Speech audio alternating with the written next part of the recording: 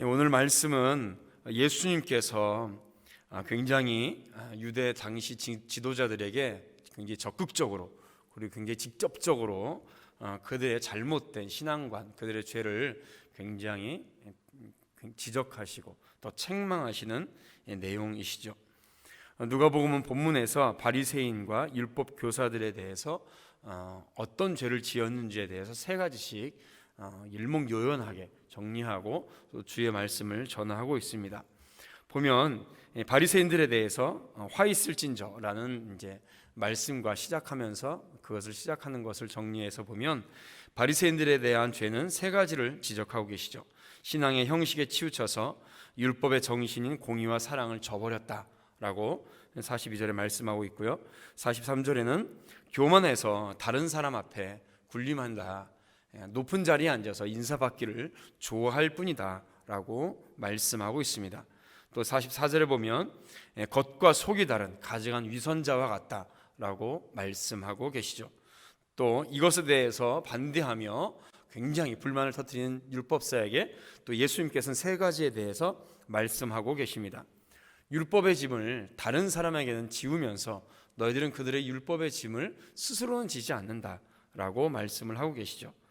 또한 진리를 전파하는 자, 하나님의 말씀을 전파하는 선지자들을 너희가 죽였다, 핍박했다라고 말씀을 하고 계십니다. 그 죄악의 포악성에 대해서 말씀해 주고 계시죠.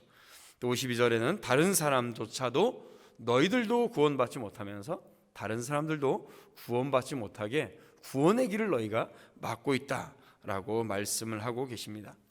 율법사와 바리새인들의 죄에 대해서 세 가지씩 말씀하셨지만은 구분하기보다는 결국 한 가지의 말씀을 말씀하고 계시는 것이죠.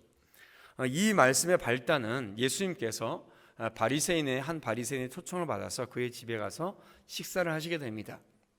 그런데 유대인들은 다른 사람의 집에 가서 또는 자신의 집에 가서도 식사를 할 때 손을 씻는 그런 법이 있었습니다. 우리도 밖에 나갔다 들어오면 손을 씻죠. 워낙에 먼지가 많고 또 그 지역은 정결하지 못한 곳이기 때문에 손을 씻는 것이 그 사람의 위생에, 건강에 좋습니다. 그래서 손을 씻는 것이 어떻게 보면 당연한 일이죠. 그런데 이것이 마치 그렇게 하지 않으면 마치 구원을 받지 못하는 것처럼, 하나님의 백성이 아닌 것처럼 이렇게 치부를 해버리는 것이죠. 그것을 이상히 여기는 바리새인들의 생각을 주님께서 아시고 또 주님께서는 일부러 또 그렇게 하셨습니다. 이들의 죄에 대해서 책망하시고 그 잘못을 깨닫게 하기 위해서 그렇게 하셨죠. 그런데 바리새인은 그것을 가지고 이상히 여기며 또 그것을 마음속으로 예수님을 굉장히 책잡고 있었습니다. 주님께서는 그 모습을 보시고 그 마음을 아시고 오늘 말씀을 하신 것이죠. 그러면서 이렇게 말씀하십니다. 잔과 대접에 겉에는 깨끗하지만 속은 여전히 더럽다라고 말씀을 하고 계시는 것이죠.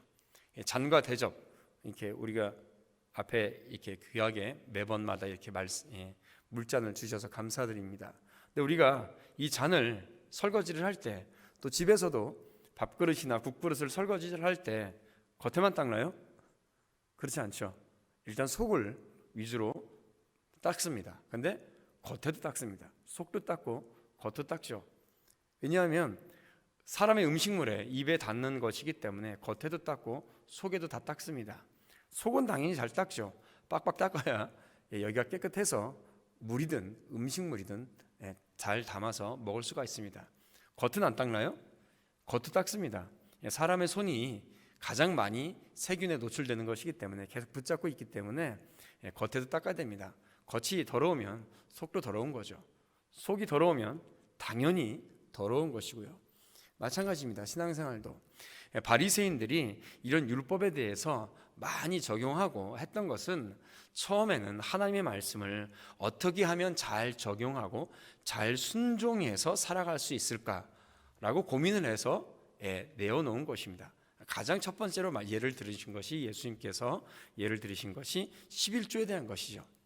하나님의 말씀에 11조를 드리라고 했는데 어떻게 하면 잘 11조를 드릴 수 있을까라고 고민하고 적용을 했습니다. 그래서 이것도 하자, 저것도 하자, 이렇게 해서 하나님 앞에 11조를 잘 드릴 수 있도록 하자라고 그런 마음으로 시작했던 것이 나중에는 이것이 전도됩니다. 그렇게 하지 않으면 잘못된 것이다, 이렇게 하지 않으면 하나님의 백성이 아닌 것이다 라고 간 것이죠. 그것이 율법주의입니다. 진정한 하나님의 말씀의 정신, 왜 그렇게 해야 되는지 모르고 무조건 그렇게 해야 된다. 무조건 겉에만 닦아야 된다. 더럽지 않느냐? 더럽지 않느냐? 이거 안 닦았으니, 겉에 안 닦았으니 더러운 거다. 이게 뭐예요? 이게 율법주의입니다. 그런데 이 말씀을 잘못 이해해가지고 맨 처음에 말씀하신 11조를 가지고 얘기한다면 무조건 11조 해야 된다. 왜 11조를 해야 돼요? 가르쳐주지 않아요. 무조건 11조 해야 된다. 믿는 사람이라면 당연히 11조 해야지. 11조 안 하면 못 받아. 복 받기 위해서는 11조 해야 돼.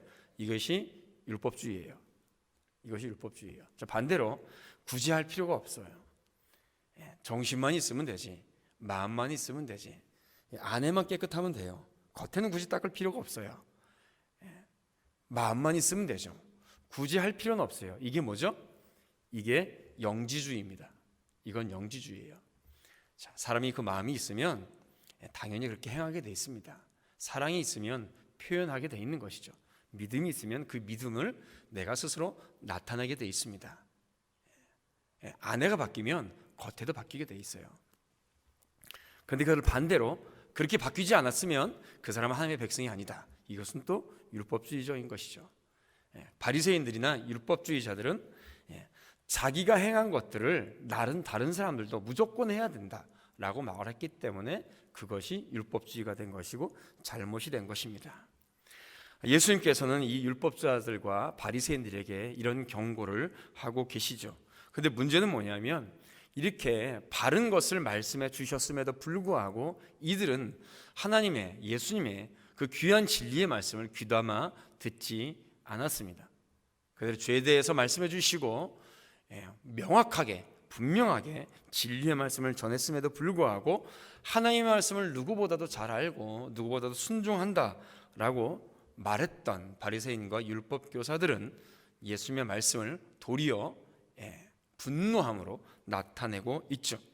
회개하지 않았습니다. 오히려 예수님을 넘어뜨려는 더 큰 악의에 찬 계략을 가지고 예수님을 공격했습니다. 예수님의 책망에 분개하여서 예수님에게 죽일 듯이 달라붙었죠. 54절을 말씀해 보면 그 입에서 나오는 말을 책잡고자 하여 노리고 있더라라고 말씀을 하고 있습니다. 이것은 마치 사냥꾼이 사냥감을 찾아서 죽이려고 하는 단어를 말할 때 이렇게 말씀하십니다. 진리의 말씀을 들었어요. 하나님의 말씀을 들었어요. 그러면 그 말씀을 보고 내가 무엇을 잘못했는가, 내가 주의 말씀에 무엇을 순종하지 못했는가, 내가 무엇이 잘못됐는가를 겸손하게 듣고 고칠 생각을 해야죠. 그런데 그렇지 못하고 책 잡듯이 사냥꾼이 사냥감을 쫓고 죽이려고 하듯이 이들은 예수님을 더 크게 공격하기 시작했다는 것입니다. 이 말씀은 우리에게도 마찬가지입니다. 주의 말씀을 들을 때에 그 말씀을 들을 때에 나와 좀 내 생각과 달라요. 나와는 달라요. 그렇다고 하더라도 그의 말씀이 내 생각과 내 경험과 내가 가진 지식과 다르다고 하더라도 그렇다면 내 생각을 내려놔야죠. 내 경험을 내려놔야죠. 내 지식을 내려놔야죠. 우리는 주의 말씀 앞에 모두 다 겸손해져야 됩니다. 내가 죄임을 깨닫고 철저하게 겸비하고 낮아져야 됩니다. 내가 가지고 있는 생각이 최고다. 내가 가지고 있는 생각이 내가 지금까지 해왔던 것이 옳은 것이다 라고 한다면 하나님의 말씀을 또 설교를 들을 필요가 없는 것이죠. 우리는 모두 다 주인입니다.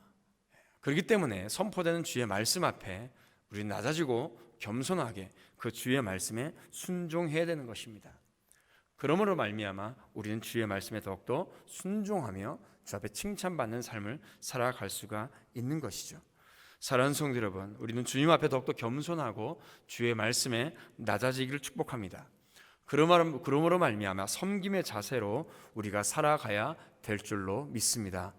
오늘 주님께서 바리새인과 율법사를 향하여서 책망하신 그 말씀이 다른 사람이 아니라 바로 나에게 주신 말씀이다 라고 생각하며 더욱더 겸손하고 낮아지는 삶을 살아감으로써 한 배 칭찬받고 더욱더 주님 앞에 성숙한 그리스도인으로서 살아갈 수 있는 우리 복된 성도들 되시기를 주님의 이름으로 축원드립니다.